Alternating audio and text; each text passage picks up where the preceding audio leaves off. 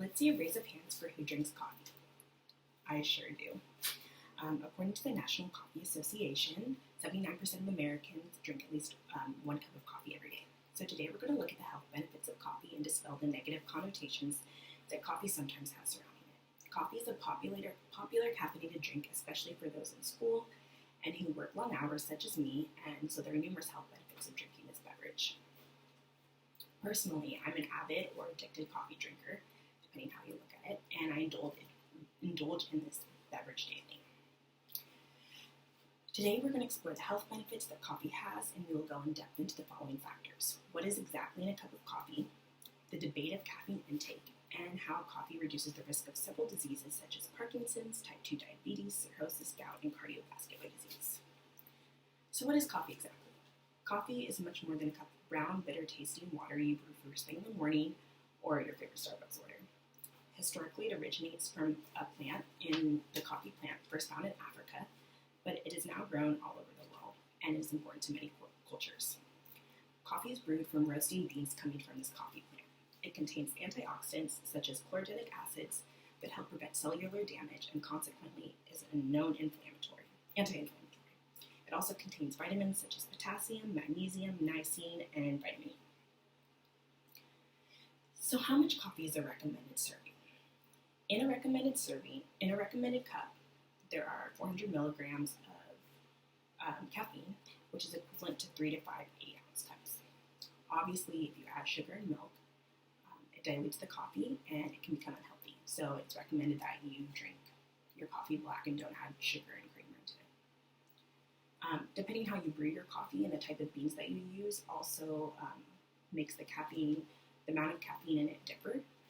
For example, Arabica beans contain less caffeine than Robusta beans, and the Robusta also contains more antioxidants.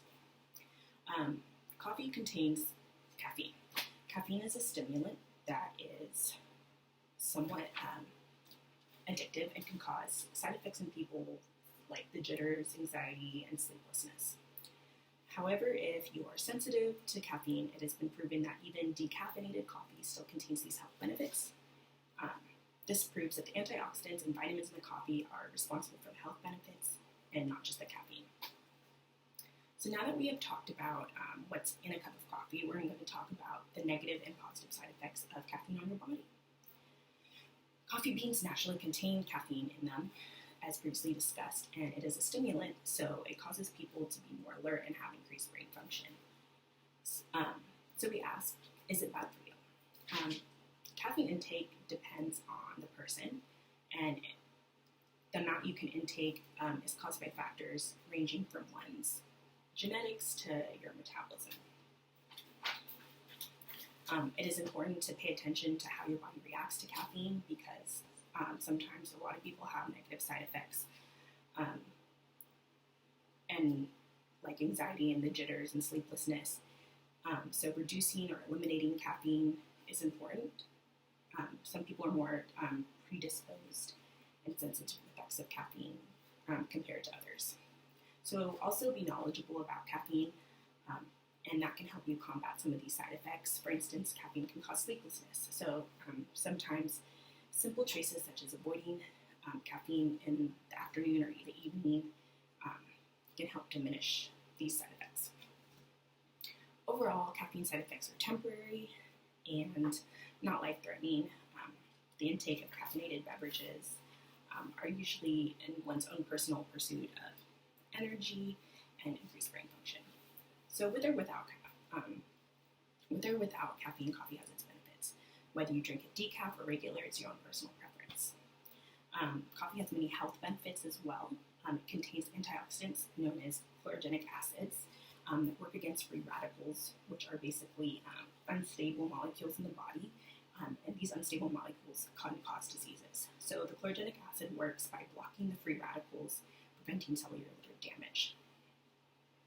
If you're wondering what the perfect cup of coffee is, it would be a blonde or a light roast because these have higher levels of chlorogenic acids compared to darker medium roasts.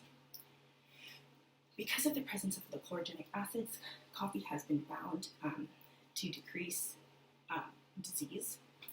The American Diabetes Association states that caffeine decreases insulin sensitivity, so lessening the risk of type 2 diabetes. Harvard School of Public Health did a 30-year-long study, found that drinking coffee in moderate amounts is associated with reduced risk of Parkinson's, cancer, cardiovascular disease, and diabetes. And also, coffee is known to give you a longer life. Caffeine also is a diuretic, and it speeds up your metabolism, so it's said to make you lose weight. This is a still study topic, so there's no concrete conclusion currently on this, but scientists at Harvard's Public School of Health say that if you drink 4 cups of coffee a day, you will lose 4% of your body fat. Today we've taken a look at what exactly is in coffee beans, how caffeine affects your body, and the potential health benefits of drinking coffee. So if you don't drink more than the maximum recommended amount of coffee and limit the number of additives you add into your coffee, there are numerous health benefits of it. While there's still some mystery surrounding the exact effects that coffee has on the human body, overall studies show that there are several reductions in the risk of disease. Thank you.